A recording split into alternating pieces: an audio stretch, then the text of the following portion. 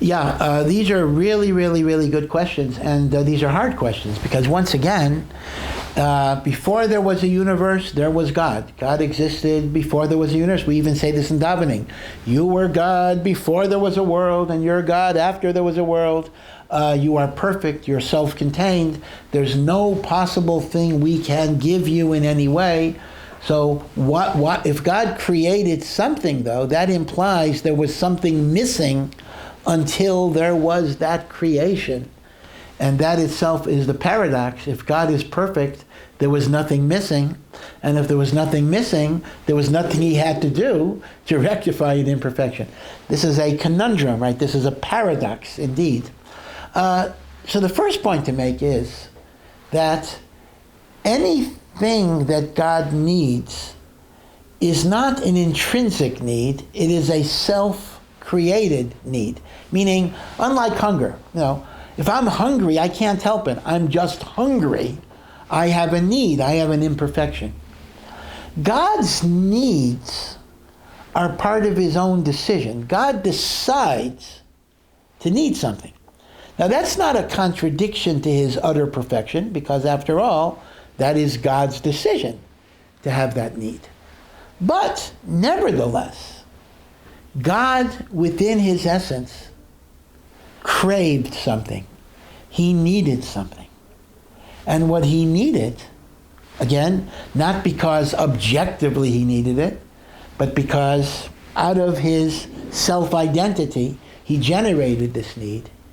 He needed companionship. He needed relationship. He needed to be connected where he could bestow his goodness and his kindness.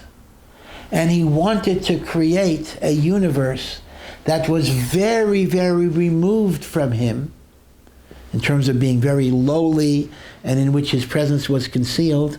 And then we become his partners in giving him a dwelling place in this universe. The famous language of the Altarebi, which is actually taken from Midrashim, that Nisaveh, God's greatest yearning, was to have a dira, to have a dwelling place, bitachtonim, in this low world.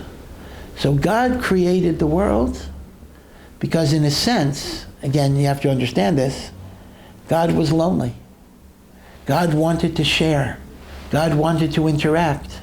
God wanted to have partners who could do godly things, bringing his presence into the universe. And in that way, God is giving the greatest kindness to us by making us godly and capable of bringing his presence into the world.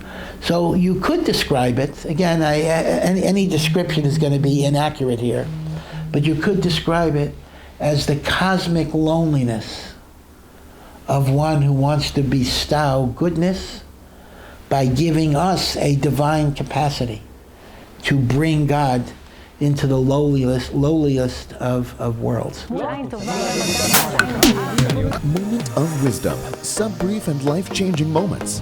Join us. Subscribe to Moment of Wisdom channels on YouTube, Telegram, Facebook, Instagram, and WhatsApp.